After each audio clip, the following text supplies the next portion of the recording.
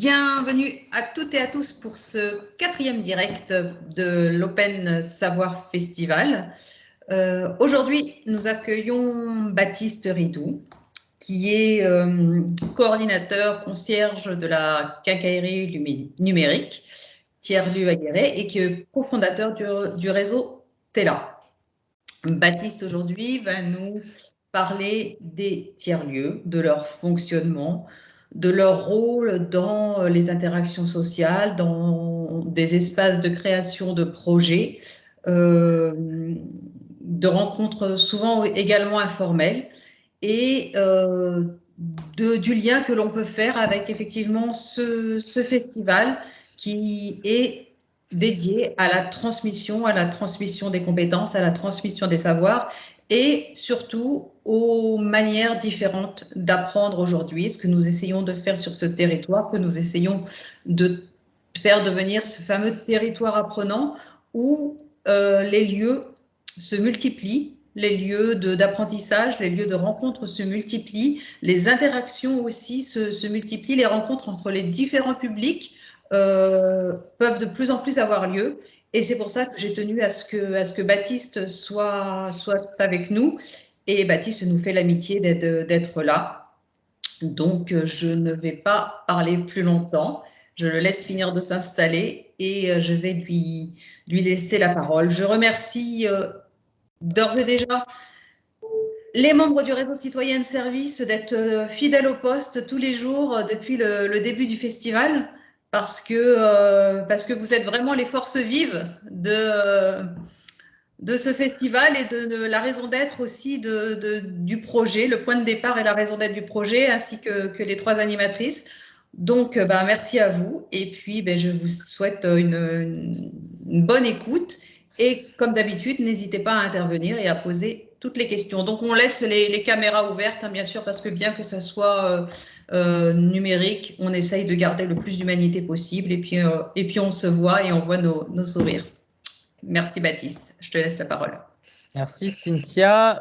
Bonjour à toutes et tous. Donc, comme le disait Cynthia, je suis coordinateur et concierge d'un lieu un peu particulier à Guéret qui s'appelle la Quincaillerie, qui est un lieu porté par la communauté d'agglomération du Grand Guéret et qui est caractérisé sous ce label. Alors, ce n'est pas un véritable label, mais en tous les cas, sous ce concept de tiers-lieu.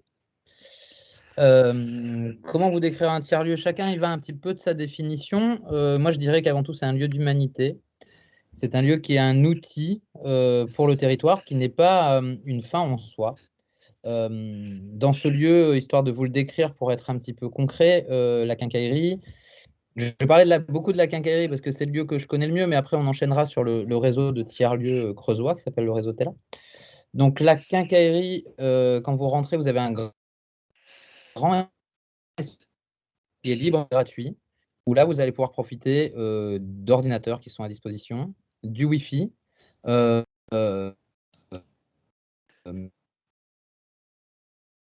décidément.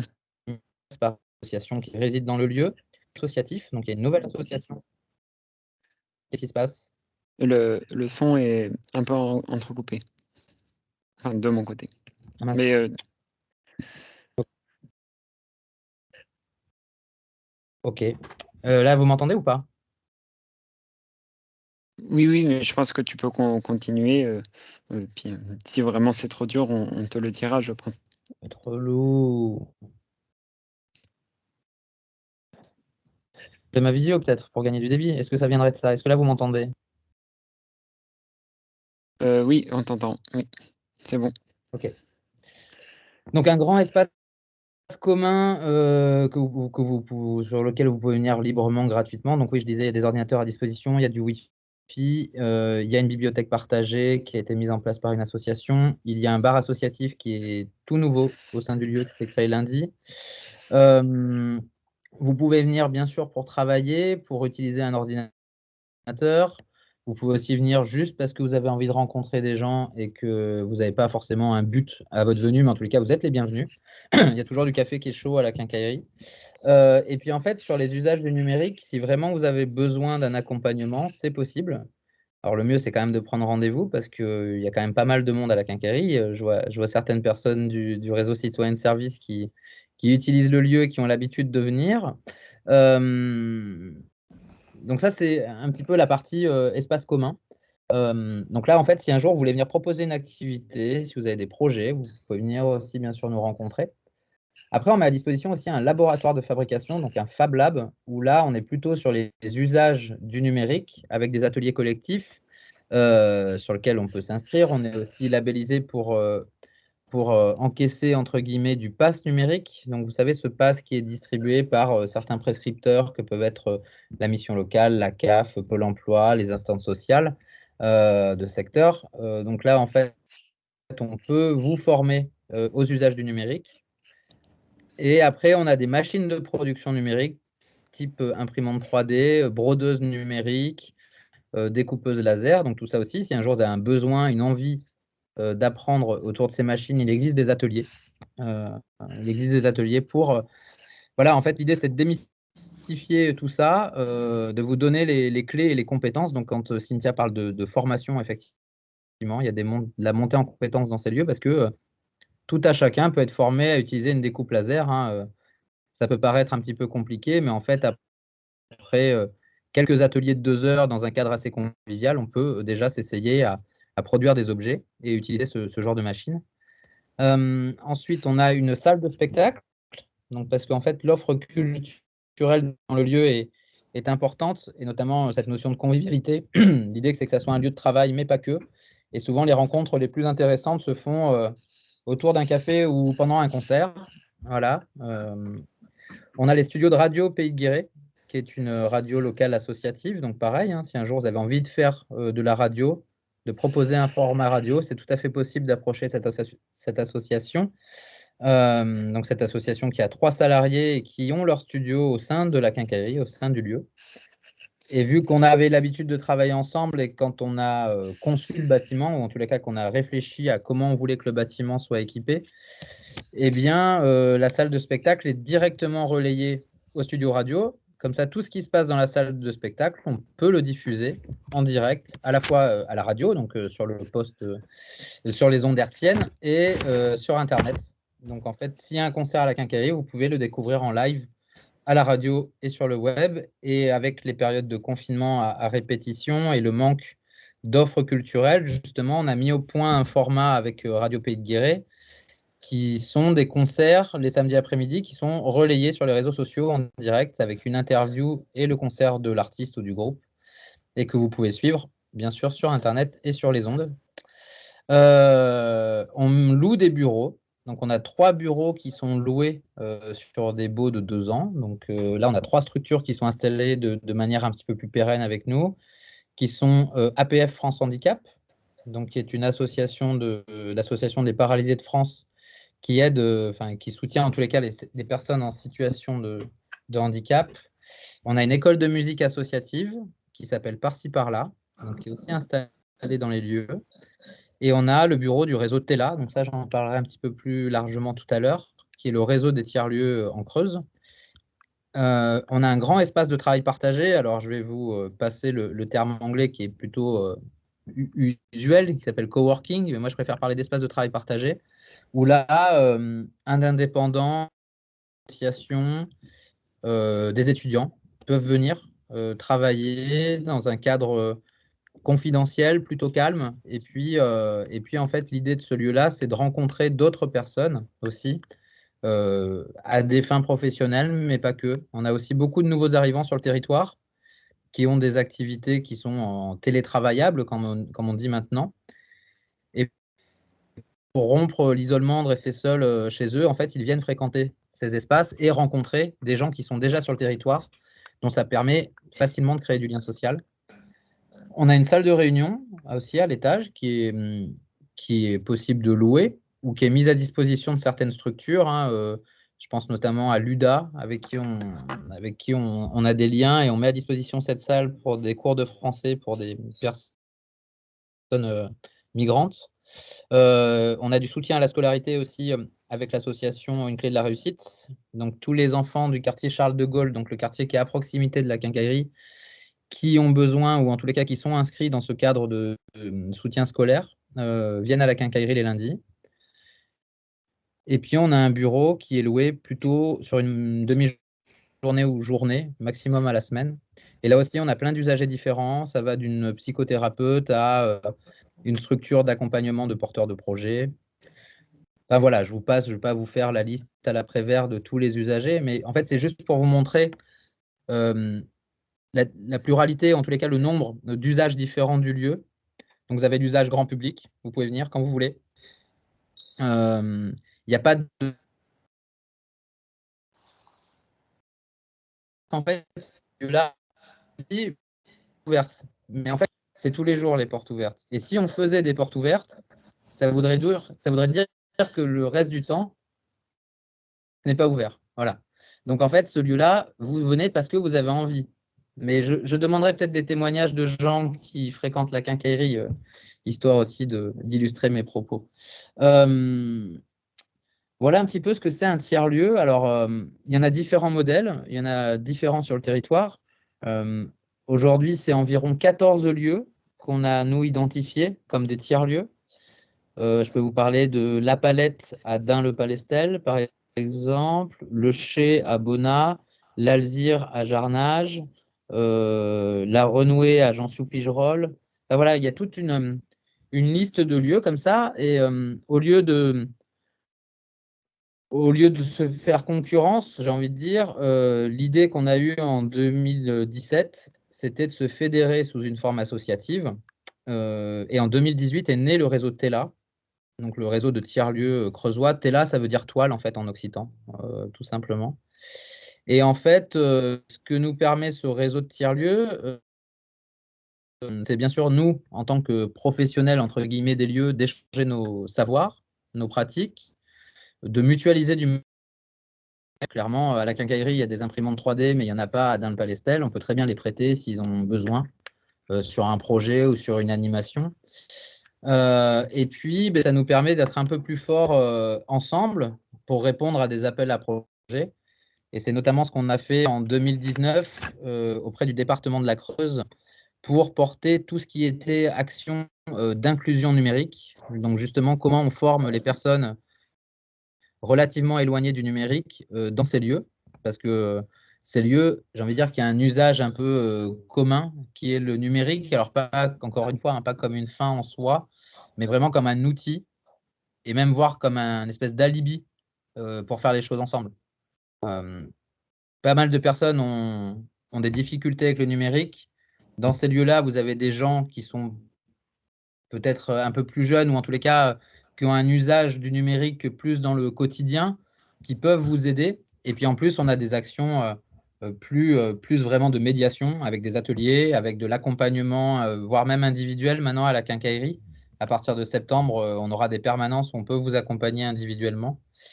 Donc voilà un peu à quoi sert le réseau TELA. Et depuis peu aussi, on a répondu à un autre projet, mais là de l'État, qui s'appelle Fabrique de territoire.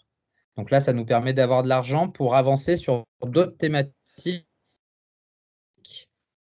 Nous, on a misé sur l'accueil attractivité des populations, donc comment les gens viennent sur un territoire rural comme peut l'être la Creuse, via les tiers-lieux. Parce qu'en fait, on se rend compte que nos lieux, là, ils sont devenus un peu des espèces de portes d'entrée du territoire.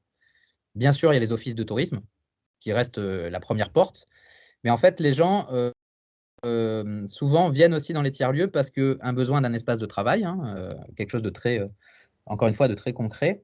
Mais aussi, l'autre aspect, c'est de découvrir le territoire un petit peu autrement. Ça peut être un musicien qui cherche d'autres musiciens, par exemple pour former un groupe ou en tous les cas pour répéter. Et souvent, dans un office de tourisme, ce n'est pas des liens qu'ils vont pouvoir faire facilement.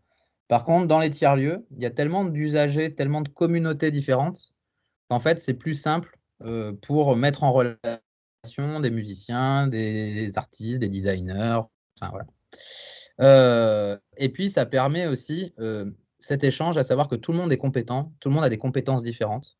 Il n'y a pas, c'est pas le tiers-lieu des gens du numérique. Enfin, moi, ça, c'est des choses qui me dépassent et que j'aime pas. Nous, en tous les cas, comment on voit les tiers-lieux au niveau du réseau TELA, c'est vraiment des lieux qui sont là au service des populations qui sont sur le territoire. que vous soyez noir, blanc, jaune, vieux, jeune, unijambiste, on s'en fout. L'idée, c'est qu'on soit tous ensemble et qu'on fasse des trucs ensemble. Voilà. Donc, dans le jargonnage, on appelle ça des lieux d'accueil inconditionnels, c'est-à-dire qu'il n'y a pas de conditions pour rentrer dans le lieu. Tout le monde est le bienvenu. Et du coup, je ne vais pas non plus parler pendant 1h30 parce que l'idée, c'est que je réponde surtout à vos questions, à vos interrogations. Et peut-être, je ne sais pas, je peux donner la parole à des personnes qui ont déjà fréquenté des tiers-lieux. Mouloud, tu veux dire un truc?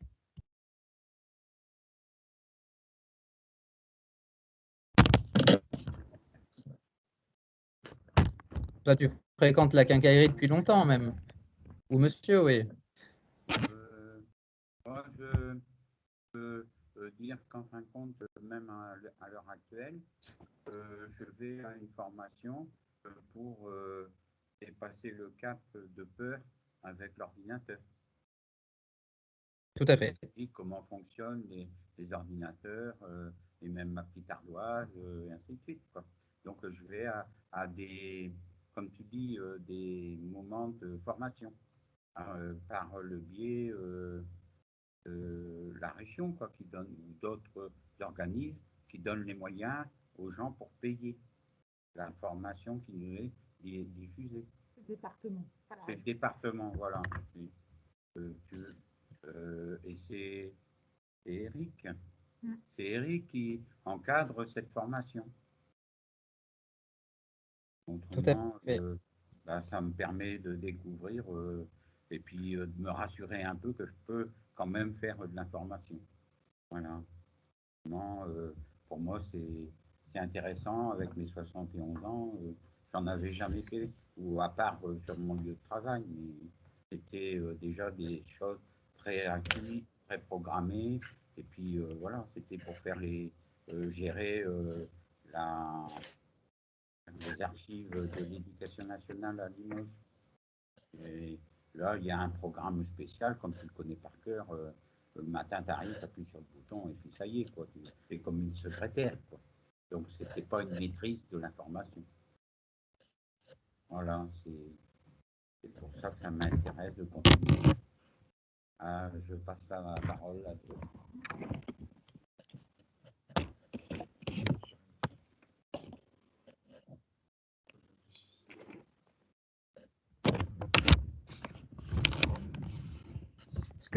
Peut-être ce que je peux dire en attendant là que vous installiez la caméra sur la notion d'accueil dont tu as parlé, Baptiste, elle est vraiment effectivement très forte. Notamment, on peut témoigner, je pense, avec le réseau citoyen service de Guéret. Nous avons été toujours accueillis au sein de la quincaillerie pour nous retrouver. Alors, quand le monde était normal et qu'on pouvait se voir en vrai et pas derrière des écrans, on était accueillis toujours très bien et on pouvait voilà, se retrouver à la quincaillerie sans aucun problème, effectivement, sans distinction et d'une manière tout à fait conviviale. Ce qui a permis aussi, effectivement, que les gens du réseau citoyen de service se rencontrent, mais aussi de créer d'autres liens avec d'autres choses qui se passaient à la quincaillerie. Et c'est ça qui est intéressant, c'est ces lieux qui permettent, on vient pour une chose, mais on vient en trouver aussi, enfin, on ne vient pas en chercher une autre, mais on en trouve une autre au passage. Et c'est ça que je trouve qui est à souligner. Clairement, et alors ça peut se voir, alors je ne sais pas si je peux prendre cet exemple assez concret, quand le réseau citoyen de service rencontre l'association des communs qui travaille sur un jardin partagé et qui est domicilié à la quincaillerie, et j'ai cru entendre qu'il y avait eu des projets ensemble, en tous les cas, Complètement. qu'il y avait eu l'animation qui avait été faite ensemble, et ça passe aussi par le biais d'une exposition, c'est-à-dire que nous, il y a toujours des expos dans le lieu, il y a des gens qui viennent pour quelque chose, ils ne viennent pas forcément pour l'expo, mais en tous les cas, ils découvrent une exposition. Alors, sans tomber encore une fois dans du jargonnage, mais c'est ce qu'on appelle du droit culturel, c'est que tout le monde a le droit à l'art, tout le monde a le droit à la culture, et du coup, de mélanger tous ces usages et de multiplier les portes d'entrée. C'est-à-dire que nous, par exemple, il y a des gens qui viennent que pour les expositions à la quincaillerie parce qu'ils sont fans, amateurs d'art, Mais par contre, à côté de ça, ils vont prendre des cours d'informatique. Et à l'inverse, il y a des gens qui viennent prendre des cours d'informatique et qui découvrent une exposition. Et ça peut être, voilà, de toute façon, si on multiplie les usages dans un lieu, ça va multiplier les publics, ça va faciliter les rencontres. Et moi, ce que j'aime, c'est ces rencontres aussi qui sont... c'est ces lieux-là, pas que la quincaillerie, c'est ces lieux-là qui permettent des fois des rencontres qui ne se seraient peut-être jamais passées. Et c'est ce qui fait la beauté de ces lieux-là, c'est que c'est pas, il y a des entrepreneurs, il y a des associations, il y a des élus, il y a des gens qui sont en situation de précarité, il y a des actifs, il y a des chômeurs, enfin peu importe, il y a des enfants, et c'est ça qui est chouette, c'est toute cette humanité en fait, de refaire. En fait, il n'y a rien de bien innovant parce que souvent quand on parlait de tiers-lieux, on dirait qu'on arrive dans un truc complètement innovant socialement et tout ça. Alors, en fait, c'est simplement du bon sens. C'est remettre des outils qui soient accessibles à toutes et tous sur un territoire, que tout le monde peut s'approprier. Alors oui, la quincaillerie, on est un service public parce qu'on est un service de la communauté d'agglomération. Donc ça permet des 3 salariés, qu'on ait des locaux qui soient neufs, parce qu'on a aménagé dans nos nouveaux locaux en janvier 2020. Bon, après, le monde a connu ce qu'on a connu, à savoir que vous ouvrez un lieu le 31 janvier 2020 et le 11 mars, vous êtes fermé. Bon, c'est un petit peu frustrant. Donc, c'est comme si vous déballiez un à Noël et que vous n'aviez pas trop y jouer, quoi. Mais voilà, on train de reprendre comme il faut. Et puis, je vous dis, il y a des nouveaux... On a travaillé différemment pendant les confinements. On a réussi, nous, toujours à maintenir l'accueil professionnel parce qu'il y a des gens, en fait, la quincaillerie, c'est leur bureau, c'est leur lieu de travail. Donc ça, on a réussi à maintenir. Ce qu'on ne pouvait pas, c'était le grand public, le fait que les portes soient ouvertes et que vous puissiez venir quand vous voulez. Mais on trichait un petit peu, c'est-à-dire qu'on prenait des rendez-vous. Il y a des gens qui avaient vraiment besoin de nous voir, que ce soit sur un souci informatique ou parce qu'ils avaient envie de nous parler d'un projet ou d'une idée. Donc ça, on arrivait à tricher un petit peu sur rendez-vous.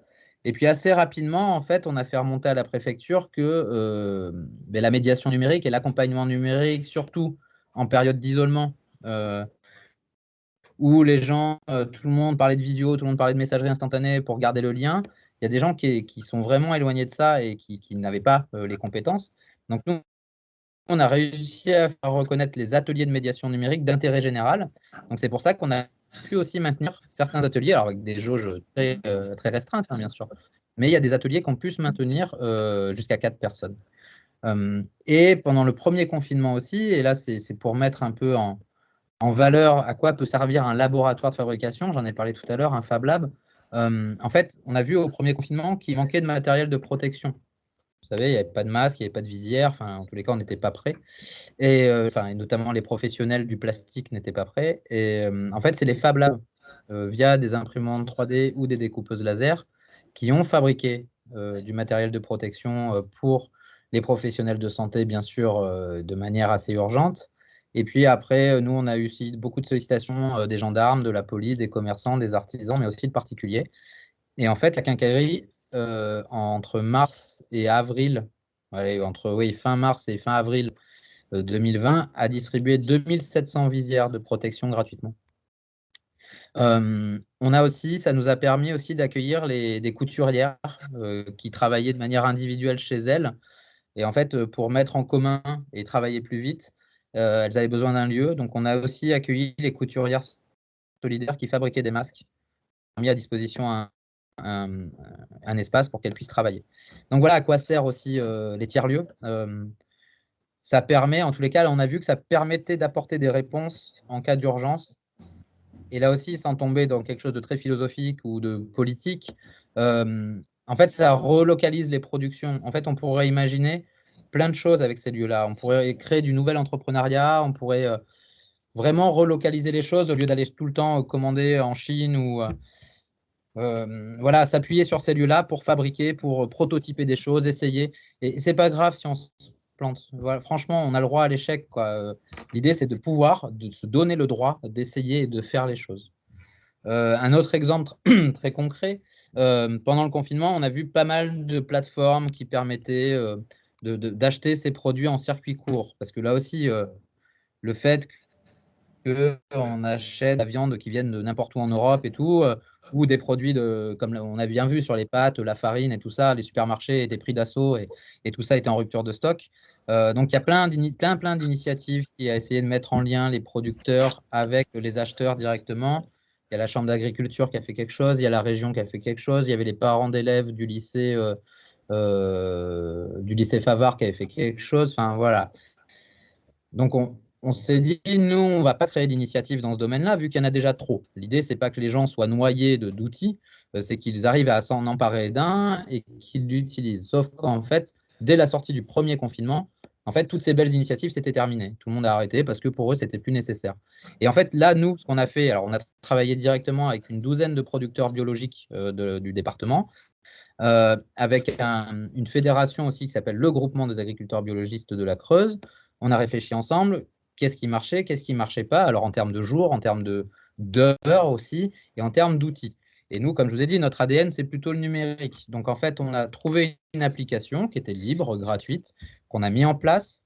On a formé les producteurs, on a formé aussi, on a fait un peu de communication, on a formé quelques usagers.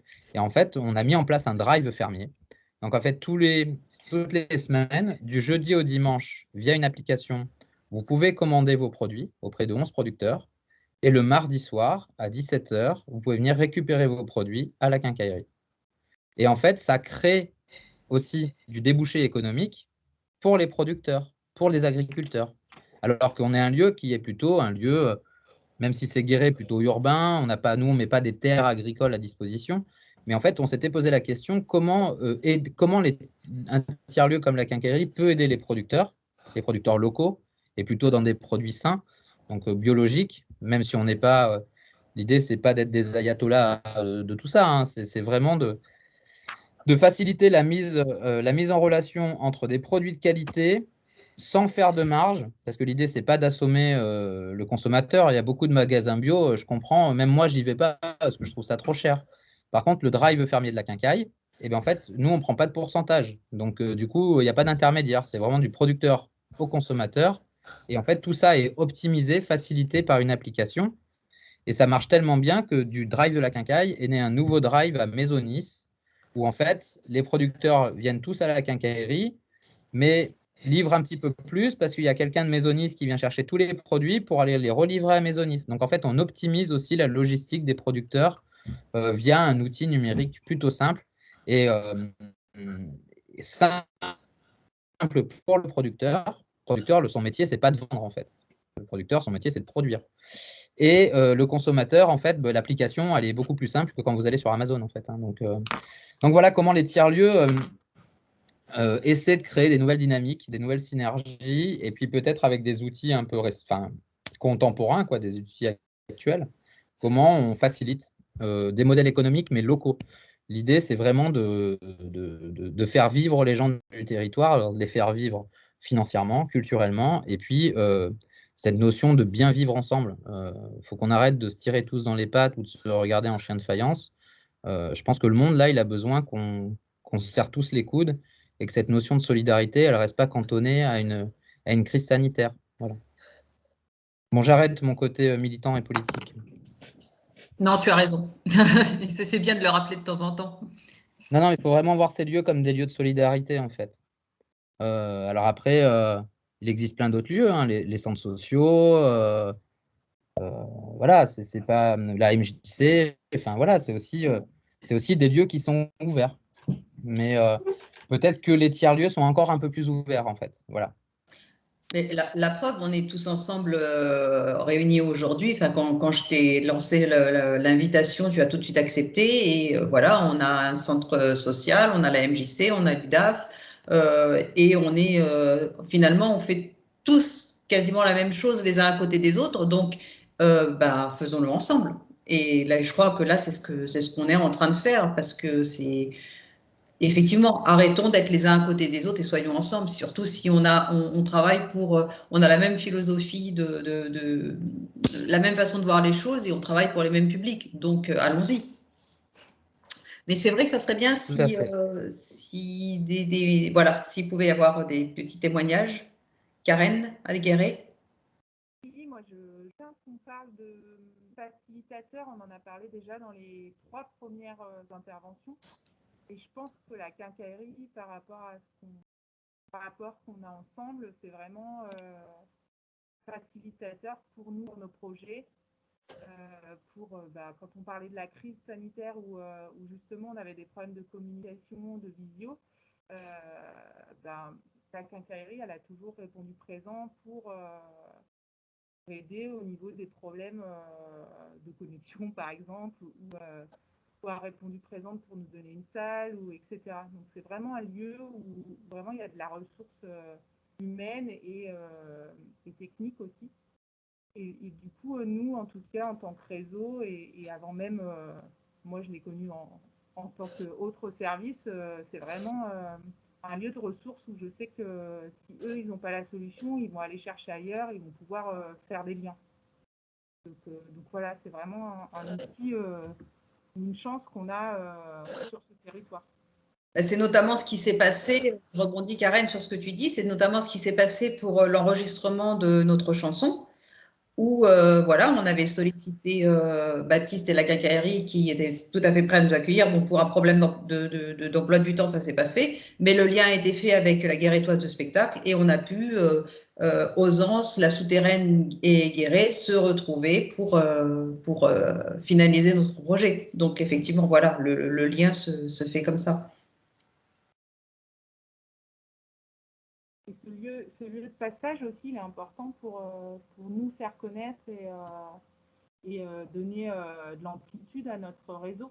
Et c'est pour ça qu'on avait aussi eu la chance d'avoir un mur pour avoir un panneau d'information qu'on avait choisi et la quincaillerie était prête encore une fois à accueillir ce tableau pour nous faciliter la tâche. Oui, pour moi, c'est l'essence même, en fait. C'est là, c'est-à-dire que le lieu, c'est un outil qui va faire la force de l'outil, c'est les gens et les projets qui vont être dedans, en fait. C'est-à-dire qu'un tiers-lieu sans les gens, ça ne sert pas à grand-chose, hein. Ça peut être joli, ça peut être un beau bâtiment avec du bon matériel informatique. S'il n'y a pas les gens derrière, ça ne sert pas à grand-chose. Voilà. Et l'idée de... Moi, j'aime quand la quincaillerie, elle est, voilà, qu'elle déborde de gens et qu'il se passe plein de trucs dans le lieu. Et si j'avais voulu un lieu pour moi, je resterais chez moi, en fait. Vraiment, l'idée, c'est que ce lieu-là, il appartient à tout le monde. Et là, même, on peut aller plus loin, c'est qu'on appelle ça un bien commun, c'est-à-dire que ce lieu-là, il appartient, pour de vrai, à tout le monde. Et pour moi, la quincaillerie et les tiers-lieux appartiennent aux gens qui viennent dedans. Voilà.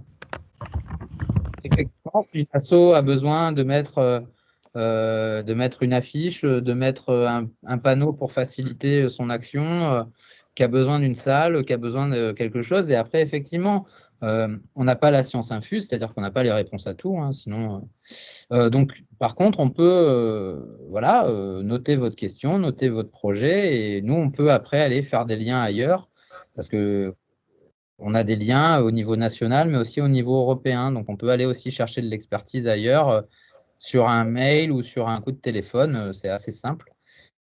Et puis, localement, effectivement, le coût de l'enregistrement de votre chanson avec l'étiquette, bon, il y a eu un petit souci d'emploi du temps de la quincaillerie, c'est que la salle que je vous avais mise à dispo, en fait, elle a été louée par une de mes collègues, mais ça n'avait pas été noté. Enfin, une galère d'agenda, comme vous pouvez comprendre. Mais en tous les cas, tout de suite, la réponse qu'on a eue, c'est d'appeler les copains de la Guérétoise de spectacle et voir si eux, c'était dispo pour vous accueillir.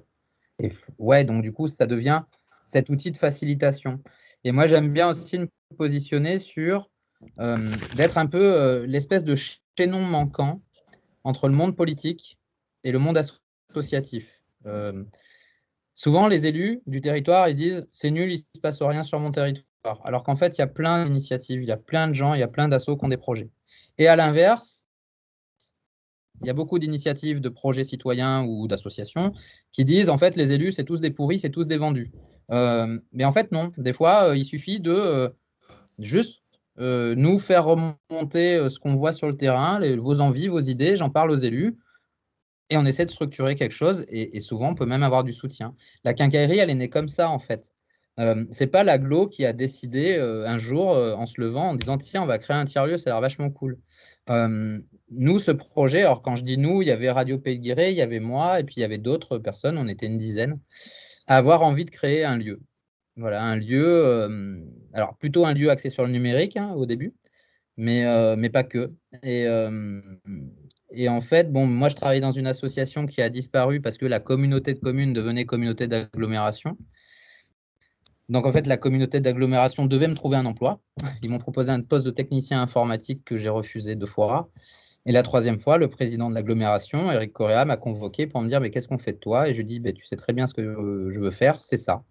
Donc on avait écrit un projet de créer un lieu centralisateur des pratiques numériques où on aborderait les choses sous forme d'une éducation populaire, qu'on puisse faire des expos, des concerts, qu'on accueille des projets. Et en fait, première chose que l'agglo m'a demandé, c'est comment on fait. Donc moi, j'avais demandé la mise à disposition d'un local.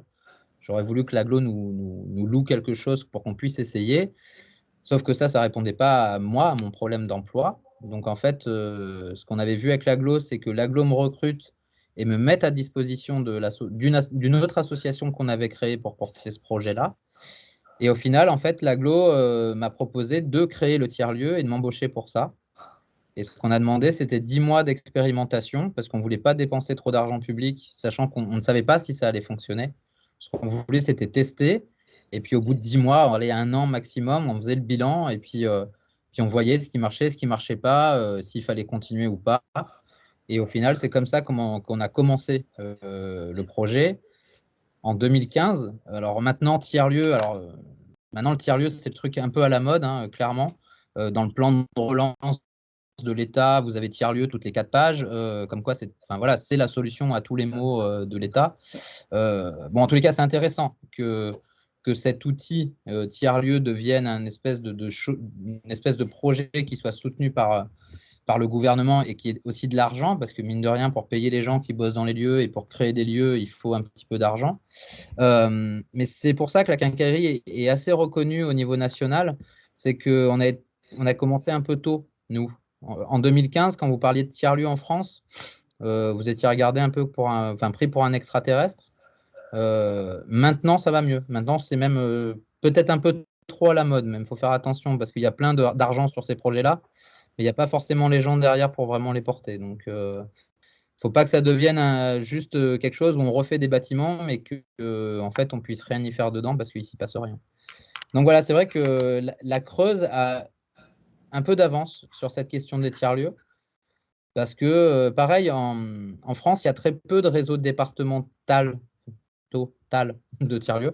Et la région Nouvelle-Aquitaine en soutient 2. Un réseau au niveau du Médoc, mais qui est plutôt vraiment axé sur les espaces de travail partagés. C'est-à-dire que c'est des personnes qui viennent travailler dans ces lieux-là sans qu'il y ait vraiment cette notion d'accueil très large comme on peut l'avoir en Creuse. Et le réseau creusois. Voilà. Donc là aussi, le réseau TELA, le réseau creusois, fait un peu figure de modèle au niveau français. Nous, on accueille très souvent des territoires d'un peu partout. Hein. Il y a 3 semaines, c'était des Bretons qui sont venus visiter la quincaillerie parce qu'ils avaient envie de créer un projet similaire. Donc voilà, en fait, la Creuse n'a pas à avoir honte. Et notamment sur cette notion à la fois de tiers-lieu et de réseau de tiers-lieu, en fait, on est très connu et très regardé au niveau national et on fait un peu figure d'exemple. Donc voilà, la Creuse n'est pas si arriérée que ça, bien au contraire. Je voudrais parler de quelque chose. Moi, je suis dans la Creuse il n'y a pas tellement longtemps, il y a 2 ans et demi. Et la quincaillerie, quand elle était pas loin de la place du marché, hein, ça m'a interrogé cette appellation quincaillerie. Et quand tu exposes toute la richesse et toutes les choses qui sont en train de se faire, eh ben, en fin de compte, est-ce que vous avez gardé le terme quincaillerie parce que vous y avez un peu pensé, qu'il y a un lien entre quand dans le temps on allait à la quincaillerie chercher le marteau, les clous, la conduite pour les os, des choses comme ça. Est-ce que c'est pour ça que vous avez gardé ce nom quand vous avez fait le transfert? Bien sûr. Si tu veux, nous, notre premier local, aussi rue Maurice-Rollinat, le local dont tu parles, c'était une ancienne quincaillerie, la quincaillerie Barège, qui en plus c'était une espèce d'institution dans le cœur des Creusois, parce qu'il y avait eu 3 générations de quincailliers, et il y a encore plein de gens sur le territoire qui ont des souvenirs d'aller soit avec leur papa, maman, soit avec leurs grands-parents dans cette quincaillerie. Et effectivement, si tu veux, cette esthétique, ou en tous les cas, cette appellation quincaillerie, vu que nous, on se situe un peu comme un outil, voire une boîte à outils, on trouvait qu'il n'y avait pas besoin de faire une grande étude de communication pour trouver le nom du lieu. La première année, on s'est appelé la quincaillerie numérique, même si encore il y a des gens qui nous appellent la quincaillerie numérique.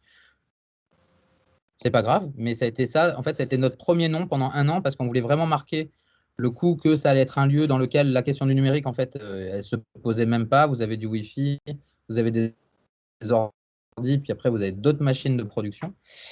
Mais au bout d'un moment, en fait, on a fait tomber l'adjectif numérique parce qu'il y a pas mal de personnes qui nous disaient, nous, on ne vient pas parce que le numérique, c'est pas mon truc. Sauf que nous, à l'époque, déjà, on accueillait des associations qui organisaient des spectacles, mais aussi une grénothèque, mais aussi les Repair Café de Recyclabule, où on apprenait aux gens à réparer un grille-pain ou une cafetière. Donc, en fait, on est devenu la quincaillerie, tiers-lieu d'assemblage local, parce que l'idée, c'est vraiment, plus il y aura de personnes, plus il y aura de projets, plus il y aura de choses dans cette quincaillerie, plus on fera des choses ensemble et des choses qui deviennent intéressantes. Donc oui, bien sûr, on y a pensé.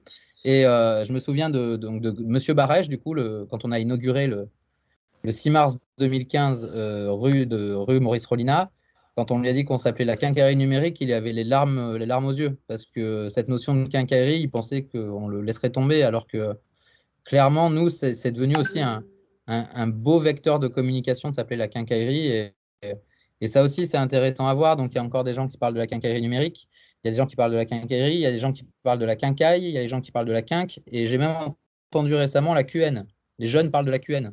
Donc, voilà, c'est que tout le monde, selon son usage, selon son âge, s'approprie aussi le terme de quincaillerie. Et ça, c'est aussi intéressant. C'est quand on commence à mettre des diminutifs, c'est qu'on aime bien, quoi. Bon, ben, j'ai ma réponse. Merci. Mais je t'en prie. Est-ce que vous avez d'autres remarques?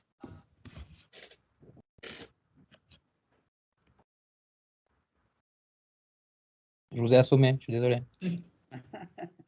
Non, au contraire, c'est tellement passionnant tout ce que tu racontes et on a l'impression un petit peu comme au spectacle, c'est-à-dire de voir pour une fois l'envers du décor. Parce que c'est vrai qu'on est toujours super accueillis, on voit toujours cette quincaillerie comme ça. Et là, j'ai l'impression, voilà, on voit un petit peu les coulisses. Et du coup, on a envie de te laisser continuer à nous promener dans ces coulisses de la quincaillerie parce que moi, en tout cas, j'apprends plein de choses. Et puis, c'est vrai qu'à titre personnel, je peux aussi témoigner parce que moi aussi, je suis en Creuse depuis pas si longtemps que ça. Et en 2015, justement, la quincaillerie venait d'ouvrir et c'est une des premières portes que j'ai poussées. Tu es une des premières personnes qui m'est accueillie, qui m'est bien accueillie, Baptiste. Et je me rappelle avoir aussi, je pense qu'on peut le dire, avoir été la première à avoir exposé à la quincaillerie. C'était la première exposition de peinture qu'il y avait. Oui. Je me rappelle, j'avais des gens qui m'ont exposé à Guéret, qu'est-ce que c'est que cette histoire et moi, j'y croyais et ça a été une belle expo et une belle réussite. Donc, effectivement, voilà, je pense qu'on soit de Guéret ou pas Guéret, qu'on soit creusois ou pas creusois, on peut tous avoir une histoire avec ce lieu. Et aussi, voilà, en tant que conteuse, j'ai aussi raconté là. Et voilà, il y a plein de portes, en fait. Ça s'appelle peut-être la quincaillerie numérique, mais ce n'est pas que du numérique, effectivement. C'est aussi un lieu culturel, un lieu de convivialité, les producteurs, enfin voilà, il y a tellement de choses. Et je pense que dans notre projet de territoire, alors tu as parlé, il y a quasiment 15 tiers-lieux sur le territoire et on peut tous se rapprocher de ces tiers-lieux puisqu'effectivement ce n'est pas une concurrence mais un travail ensemble. Et nous, dans notre projet de territoire apprenant, on a intérêt à travailler ensemble et avec vous. Donc peut-être que la souterraine ou Ausence peuvent dire quelque chose à ce sujet, pour que ça ne soit pas trop guéretto-guéretois, justement, et que vous vous sentiez aussi avec nous.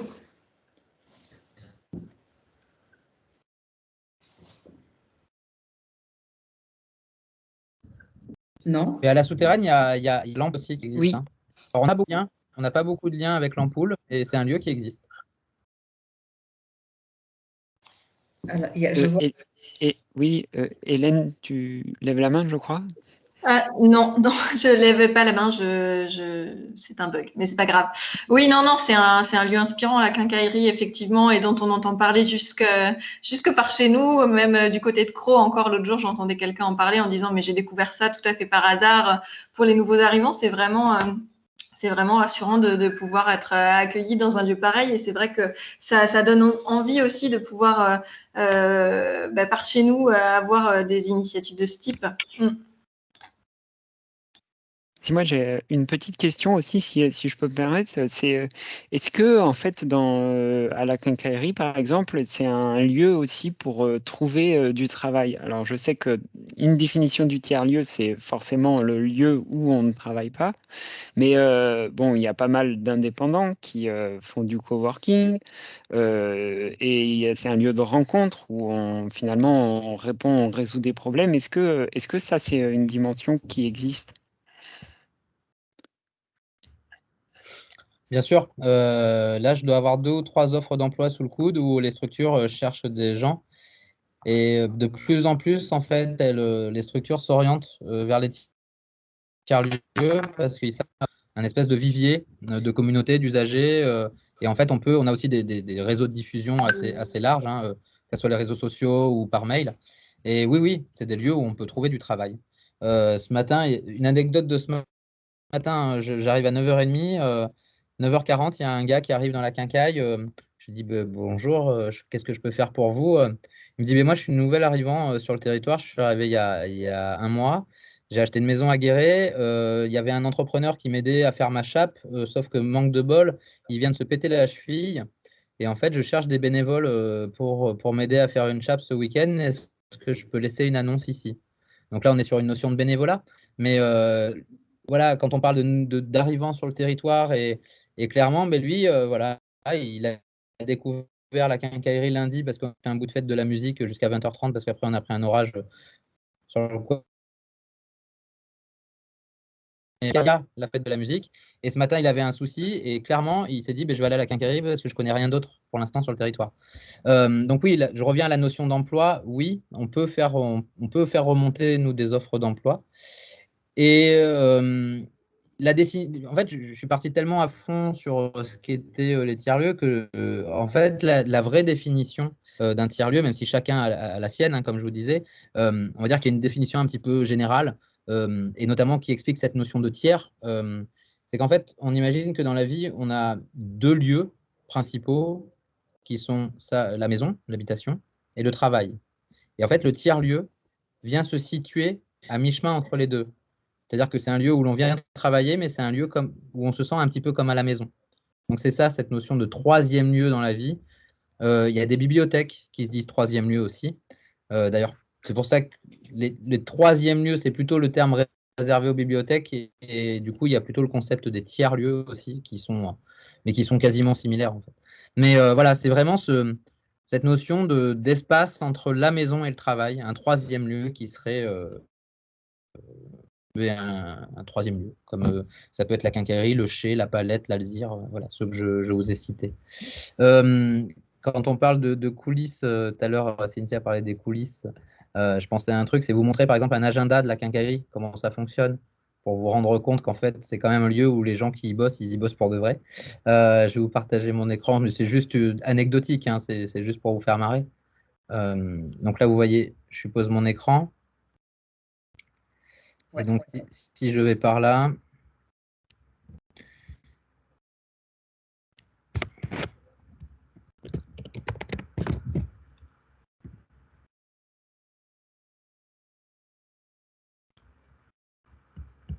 voilà, ça c'est un agenda de la quincaillerie.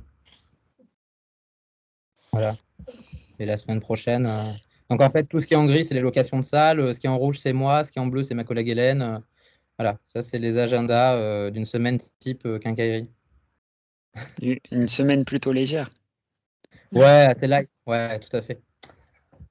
Ah, mais J'essaie de vous trouver quand même une carte du réseau Tela, ça serait bien. Où est-ce que je vais trouver ça, moi, dans mes affaires?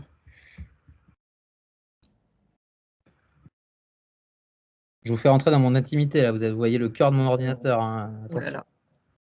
là. Petit kaboum, petit kaboum. Où est-ce qu'on va voir ça? Tchic. Je sais pas si c'est une qui est très à jour, mais grosso modo, voilà un petit peu où sont positionnés les tiers-lieux sur le territoire. Donc là, on est à la Souterraine, là, on est à Dun-le-Palestel, là, on est à Bonnat, là, on est à Boussac, donc la quincaillerie, l'Alzire à Jarnage, les ateliers de la mine à Lavavé-les-Mines, la station des services à Ausence. Mais d'ailleurs, il y a une offre d'emploi pour la station des services, là, ils cherchent quelqu'un. Les ateliers de la mine aussi, ils cherchent quelqu'un pour animer le lieu. La pépinière 2 Cubes à Aubusson, le café de l'espace à Flaya, la renouée à Jean-Sou-Pigerolles et travailler à Faux-la-Montagne. Et donc TAF, travailler à Faux-la-Montagne. Et après, là, les projets qui sont un peu émergents, on doit avoir quelque chose sur Sardan et Pontarion. Alors Sardan, c'est plutôt une maison France Service, quelque chose d'assez institutionnel, mais qui va pouvoir répondre à des besoins numériques. Pontarion, il y a un vrai projet numérique, culturel, Barasso, etc. J'accompagne particulièrement en ce moment une petite association qui s'est créée à Bourganeuf qui veut aussi créer un lieu.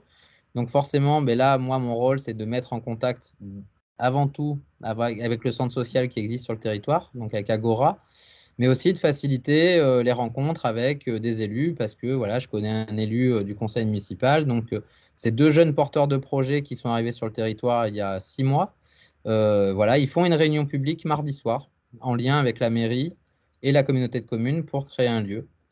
Euh, mais en fait, là, nous, alors je dis nous au niveau du réseau Tela, parce qu'on accompagne quand même les projets qui veulent voir le jour sur le territoire. L'idée, c'est pas qu'il y ait 40 tiers-lieux, mais c'est plutôt de voir comment on les positionne pour que ça devienne aussi. Enfin, clairement, vous voyez, vers Bourganeuf, il y a un trou, quoi. Il y a la place pour en faire un ou deux, là. Alors que là, c'est plutôt bien desservi. L'idée, c'est vraiment de mailler le territoire intelligemment. Et c'est pas de se marcher sur les pieds parce que là aussi, en fait, on est. La Creuse, c'est 117 000 habitants. Donc, c'est l'équivalent d'une petite ville à l'échelle d'un département. L'idée, c'est pas qu'il y ait 40 lieux. L'idée, c'est que les lieux soient assez forts pour pouvoir vivre, faire vivre ceux qui y bossent et, voilà, et pouvoir accompagner tout le monde dans ces lieux-là.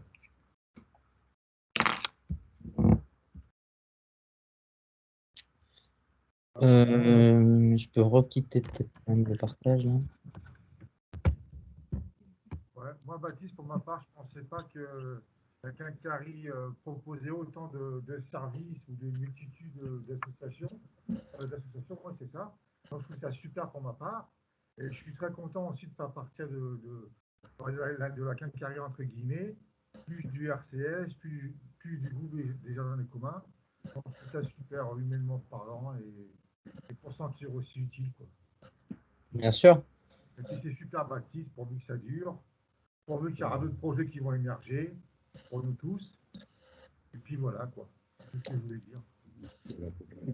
Super ça. Et effectivement, ça c'est un truc que je ne vous ai pas dit, mais il y a 27 associations à la quincaillerie, en fait. Ah, quand même. Il y a 27 associations qui ont leur siège social avec nous. Et une asso avec qui on travaille très, très souvent et très fréquemment, tu viens de la souligner, c'est l'association des communs, avec notamment ce jardin des communs qui a été mis en place à l'entrée de Guéret. Là, nous, on a été aussi un peu facilitateur parce qu'il y a 2 parcelles de terrain qui appartiennent à l'agglomération du Grand Guéret. C'est moi, en fait. Enfin, c'est moi. C'est la quincaillerie. Et moi, mon boulot, c'est de faciliter aussi, d'aller voir les élus et dire il faudrait récupérer ces 2 terrains pour faire ça. Et voilà, après, d'écrire des notes aussi pour les élus pour qu'ils puissent les faire passer en conseil communautaire. Voilà, c'est ce rôle de facilitateur, enfin, c'est le facilitateur, en fait. Maintenant, ben, l'assaut des communs et le jardin des communs, Il y a un mi-temps qui est le poste d'Arthur, qui est salarié par la CAF parce que c'est devenu un espace de vie sociale. Et là, on a commencé à travailler un projet un peu plus grand qui s'appelle Quartier Fertile. Et c'est comment on vient faire de l'agriculture aussi dans la ville pour nourrir les gens et faire monter en compétence les gens. Donc ça, c'est un projet sur lequel on bosse là en ce moment. Voilà, plus il y aura d'acteurs, plus il y aura de gens motivés, plus on fera des choses ensemble. Ok, merci.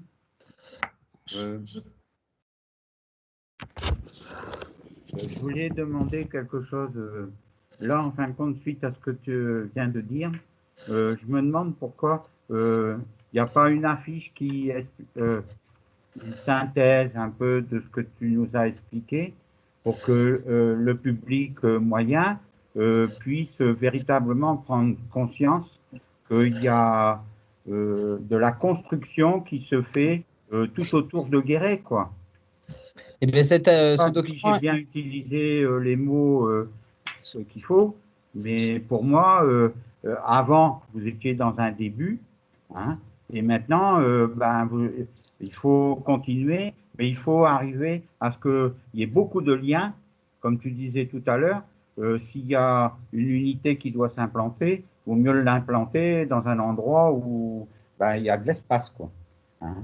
Et je pense que la plupart des citoyens, ils ne sont pas forcément informés de ça. et déjà, il y a pas mal de citoyens qui ne savent pas ce qu'est la quincaillerie. Alors ça, maintenant, Oui. j'ai une réponse, je vais vous la montrer.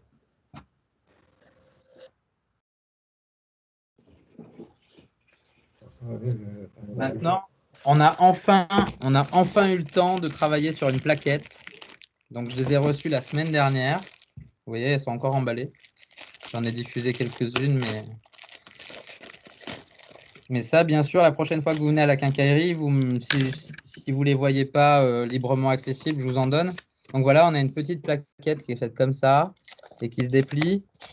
Et en fait, vous allez trouver dedans, que je la prenne dans mon sens, un plan de la quincaillerie, vraiment des espaces, et qui explique un peu tout ce qui s'y passe. Oui, d'accord. Mais bon, c'est une découverte. Voilà. C'est tout récent, tu vois, on les a reçus il y a 2 semaines. Mais effectivement, ça c'est. Alors, je ne veux pas non plus, encore une fois, voilà, c'est pas pour me trouver des excuses ou quoi, mais on n'est pas assez bon sur la communication. On n'est pas assez bon pour expliquer ce qu'on fait au quotidien, parce qu'en fait, on est tous overbookés. Oui, Et en fait, non, mais c'est ce que je pensais. il nous faudrait vraiment quelqu'un, donc il nous faudrait créer un nouvel emploi au sein de la quincaillerie pour ce rôle-là de communication, mais même sur les réseaux sociaux, sur Internet, en fait, on n'est même pas à jour parce qu'on n'a pas le temps de le faire. Voilà. Baptiste. Ouais. Là, je réagis sur ce que tu viens de dire. Moi, je trouve que quand même la quincaillerie, elle est quand même assez visible dans Guéret. C'est plutôt peut-être malheureusement les gens qui ne sont pas intéressés de venir voir ce que c'est, moi je dirais. Moi, je dirais que c'est pas qu'ils ne sont pas intéressés. Si, Daniel. Ah si. Ils n'en sentent pas forcément le besoin. C'est comme quand tu veux t'acheter une voiture. D'accord? Ouais. Tu vas visiter Renault, Peugeot, tout ça, et ainsi de suite. Mais tu es motivé parce que tu as l'achat derrière toi. Tu veux avoir la voiture qui te plaît le plus. Là, si les gens. Ça.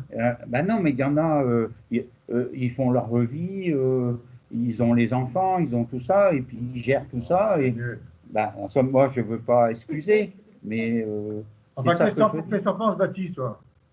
Mais c'est ce que je voulais dire un petit peu tout à l'heure. Et moi, ça me fait un peu mal des fois. C'est qu'en fait, au niveau national, partout en France, on est connu. Mais des fois, à Guéret même, les gens ne savent pas qui on est et ce qu'on fait. En fait, alors après, il y a aussi cette question, ce que je disais un petit peu au début, c'est que les gens ne se sentent pas forcément le droit de venir ou l'intérêt de venir. Et ça, après, plus on multipliera les ateliers, plus on multipliera les usages, plus les gens viendront. Enfin, moi, c'est ce que je me dis. On va avoir d'ailleurs, il faudra que je vous voie, Cynthia et Karen, parce que là, je vais peut-être avoir besoin de vous. On a un très gros événement au mois d'octobre. On accueille la Convention citoyenne pour le climat à la Quincaillerie. Ça passe dans 6 tiers-lieux en France. Voilà. Dimanche, lundi, mardi, mercredi, j'accueillais 2 jeunes filles qui font des sujets radiophoniques, des podcasts sur les tiers-lieux. Elles avaient fait Marseille, Nantes, Caen et Guéret. En fait, quand je vous dis que Guéret est reconnu, c'est vrai. Je me souviens, la première année de la quincaillerie, on avait fait un événement qui s'appelait Muséomix. C'était comment on pense des dispositifs numériques pour rendre le musée un peu plus interactif et tout ça. Il y avait Mexico, il y avait Vienne en Autriche, il y avait Amsterdam aux Pays-Bas et il y avait Guéret en France. Voilà. En fait, on n'a pas à rougir de vivre en Creuse. Bien au contraire, je pense qu'on est sur un super territoire qui est assez méconnu. Et l'avantage de ce territoire-là, c'est que on est assez peu nombreux, on se connaît tous plus ou moins. Il faut juste qu'on mette un peu d'huile dans les rouages pour faire des trucs intéressants tous ensemble. Et c'est pas grave si tu n'es pas compétent en communication ou en informatique, mais tout le monde, comme je vous disais, tout le monde a ses propres compétences. Voilà, moi je suis pas compétent en bricolage, enfin pas top quoi. Par contre, je suis sûr que dans toutes ces personnes qui sont en Creuse, il y a des gens qui sont passionnés de bricolage et qui pourraient nous apprendre des trucs. Voilà, il faut qu'on multiplie et puis il ne faut pas hésiter à venir dans les tiers-lieux et dire mais moi j'ai envie de faire ça. Moi j'ai envie de faire un atelier dessin. Moi j'ai envie de faire un atelier où on construit du mobilier en palette. Moi j'ai envie de faire un atelier. Venez utiliser les tiers-lieux parce qu'ils sont là pour vous en fait. Ils sont là. Tu parlais Baptiste, d'avoir le droit, et tu parlais tout à l'heure des bibliothèques, et on peut exactement faire le parallèle où souvent, alors moi je suis une ancienne bibliothécaire, donc je peux en parler même en connaissance de cause, parce que souvent les gens ont peur de pousser la porte d'une bibliothèque parce qu'effectivement, le temple du livre, de la connaissance, etc., et on ne se sent pas toujours légitime, alors qu'effectivement, ce sont des lieux comme les autres et des lieux de vie et les tiers-lieux aussi. Et là, quand tu parles de venez proposer un atelier des gens qui sont forts en bricolage, par exemple, moi il y en a un autour de la table là, et il y a par exemple Daniel et Mouloud maintenant qui ont réparé mes chaises et je sais qu'ils sont forts en bricolage et là on peut faire le lien, et je suis trop bonne en transition, on peut faire le lien avec ce qui nous a réunis aujourd'hui, c'est-à-dire ce projet de valorisation des compétences et de trouver des lieux et des partenaires pour construire ce territoire apprenant, c'est-à-dire de multiplier les lieux où les gens peuvent valoriser des compétences. Alors, il y a des gens qui valorisent leurs compétences numériques au sein de la quincaillerie, c'est ceux qui habitent à Guéret. Mais effectivement, si on organise un atelier bricolage et que quelqu'un propose un atelier bricolage au sein de la quincaillerie, nous, avec les open badges, on pourra valider certaines compétences, s'organiser dans son activité, travailler en équipe, etc. Et le lien, il est fait comme ça. Il est fait comme ça parce que les structures sont là, les gens sont là, il n'y a juste qu'à faire le lien. Et ce que je dis en fait depuis le début de la semaine, à chaque fois en entendant les différentes interventions, c'est qu'on a du potentiel, mais on n'en a pas forcément conscience. Et c'est exactement ce que tu es en train de dire, c'est-à-dire qu'au niveau national, international, effectivement, on sait qu'en Creuse, il se passe des choses, mais nous, on est là et on le sait pas. On est les uns à côté des autres et on ne le sait pas. Et en fait, ce festival, alors forcément cette année il est numérique, j'espère qu'on pourra le faire en vrai l'année prochaine, mais il sert aussi à ça. Il sert à montrer que les uns à côté des autres, on peut être les uns avec les autres, quoi. Voilà. Et je pense que là, le lien, il est évident et il est fait. Et notamment cette notion de faire ensemble, quoi. Voilà. Faire les choses ensemble. Donc, je ne sais pas alors, je ne vois plus Karen, je ne vois plus Pauline, je ne vois plus que Hélène. Ah, si, elle est là. Donc, je ne sais pas, les animatrices, ce que vous pensez de cette petite, de ce que je viens de dire, mais je pense qu'on est, on peut continuer à emmener nos publics et à travailler ensemble. Je ne pense pas être sur la mauvaise route. Non, c'est sûr, hein, je pense qu'on est complémentaires. Hein. Bien sûr. Oui, allez-y, Odile. Il y a Odile qui veut dire quelque chose aussi. Moi, je voudrais te dire que tu parles pour l'année prochaine, mais moi, j'ai beaucoup apprécié ce festival aussi, en présentiel, on le vit en présentiel et en numérique. Je trouve que les deux, ça va aussi ensemble. C'était très agréable ce festival. Et donc, si l'année prochaine, je ne sais pas comment tu peux l'envisager qu'en présentiel, je pense qu'il faut quand même aussi l'imaginer aussi en vidéo. C'est fou comme les choses ont évolué par la force des choses. Presque douloureux de se dire qu'on allait voir en vrai. Et là, voilà ce que j'entends. Bah, je me dis que waouh, finalement, super quoi. Puisque, alors effectivement, de se voir en vrai. Alors vous, c'est vrai que vous avez un petit avantage, c'est que vous êtes dans vos canapés là tous en groupe. Moi, ça fait une semaine que je suis toute seule dans mon bureau. Alors, je suis très contente de vous voir, mais c'est vrai que j'aimerais bien sentir un peu de chaleur humaine aussi. Donc voilà, il faut aussi souligner le travail de Guillaume qui nous règle la technique du main de maître depuis le début de la semaine et que sans lui, on n'aurait pas tout ça. Donc, voilà, oui, on continue en vrai ou en pas vrai, en numérique, en pas numérique et soyons ensemble. Oui, sachant que du point de vue technique, il y a encore plein d'autres choses à essayer. Là, on est sur un outil classique et il y a des outils bien plus intéressants quand on va chercher dans les directs live qui seront intéressants à mettre en place. Après, sur une audience, ça dépend de la taille de l'audience. Enfin, il y a plein de choses à imaginer, c'est sûr. Karen Aguirre, on se croirait à l'Eurovision. 3 points. C'est qui chante? Je ne vais pas chanter, hein, je vous rassure. Oui, moi je pense qu'il faut qu'on continue cette lancée. Et moi je doute pas du tout du partenariat qu'on peut avoir avec la quincaillerie et du travail ensemble. On l'a déjà fait et je pense qu'on peut faire mieux. Et pas de doute avec le groupe qui va s'étoffer aussi. Et puis justement la dynamique qui va nous pousser bien plus loin, quoi. Alors la quincaillerie et les autres. Hein. Oui, évidemment. Si on est. Alors là, c'est vrai que on a expérimenté sur 3 territoires, Guéret, La Souterraine et Ausence, mais qu'on espère bien sûr multiplier l'expérience et l'essaimer sur tout le territoire. Mais ça, j'en ai aucun doute vu la dynamique qu'il y a autour de cette question depuis le début de la semaine. Donc, je ne sais pas, Baptiste, si tu veux rajouter quelque chose pour. Non, mais comme je disais tout à l'heure, là, je vous parlais d'un gros événement qui est la Convention citoyenne pour le climat. Et en fait, dans ce terme-là, il y a le mot citoyen. Du coup, vous êtes tous aussi, toutes et tous, des citoyens de ce territoire-là. Donc, l'idée, c'est que ça ne soit pas un truc, encore une fois, technocratique qui arrive de Paris. Moi, je suis en train de travailler pour que l'événement il ressemble vraiment à notre territoire. Donc, ce qui va être cool, c'est que ça nous permet, nous, d'avoir quelques pointures sur certains sujets, hein, que ce soit des philosophes, des sociologues, et puis bien sûr des experts des transitions écologiques et énergétiques. Mais ça nous permet aussi une grosse couverture médiatique, parce que là, franchement, ça sent Le Monde, France Inter, France Culture et compagnie pendant 2 jours chez nous.